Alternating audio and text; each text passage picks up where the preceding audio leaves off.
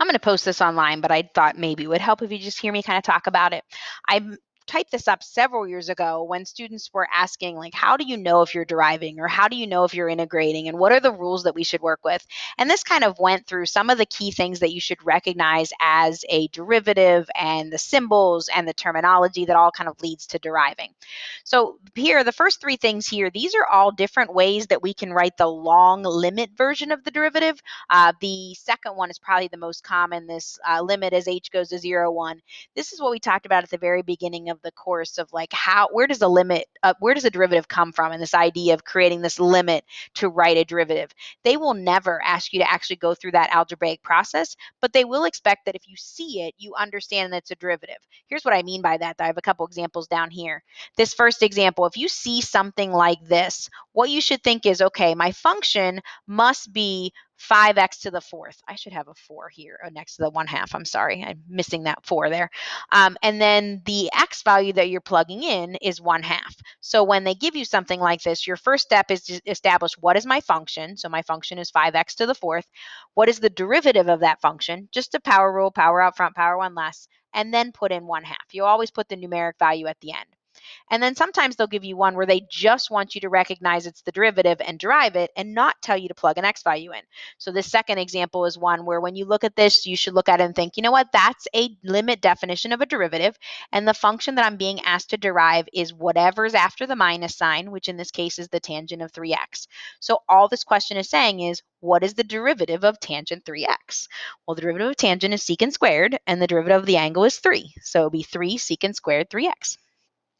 Up here on the upper right are all the different symbols we use for derivatives. We use f prime, and then we continue double prime, triple prime, or the y prime. We also use the dy dx. We use that more specifically with like implicit differentiation.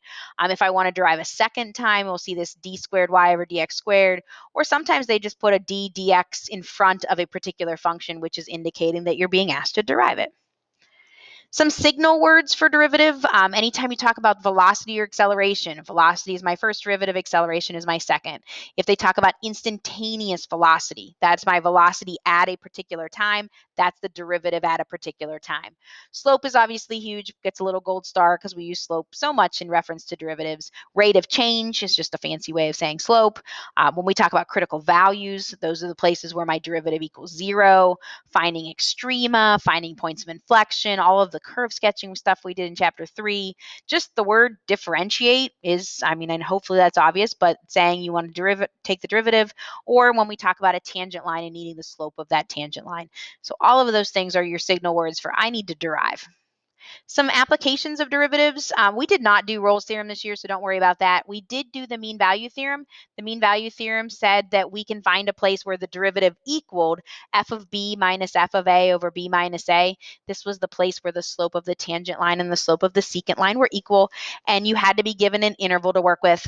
We also worked a lot with derivatives in chapter 3 when we did curve sketching. So finding minimums and maximums, increasing and decreasing intervals, points of inflection, concavity, all of the curve sketching stuff that we did in chapter 3. We did a ton with writing tangent lines, probably more this year than I've ever done. We did not do optimization this year because they've kind of pushed that aside and not really made it a big part of the test.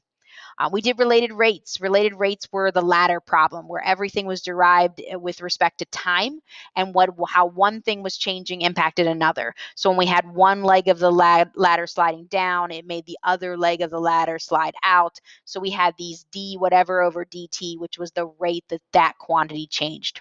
We also did a lot with particle motion, looking at velocity, looking at acceleration, and movement of some sort of object. And then L'Hopital used derivatives to help us evaluate limits. And then kind of a list of what you should be able to do.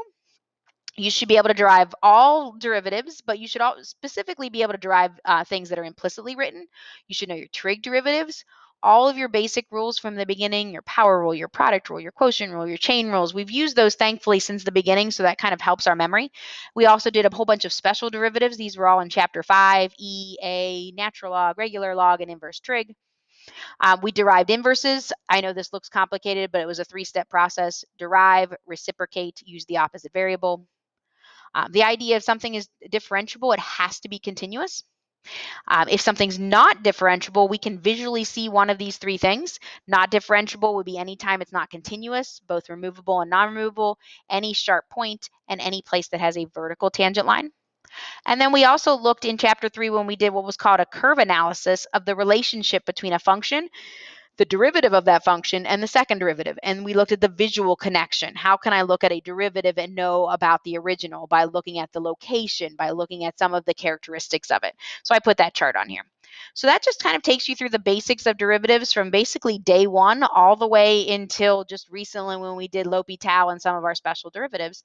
Hopefully that helps kind of make sense of what we did in the course and when you'll be deriving.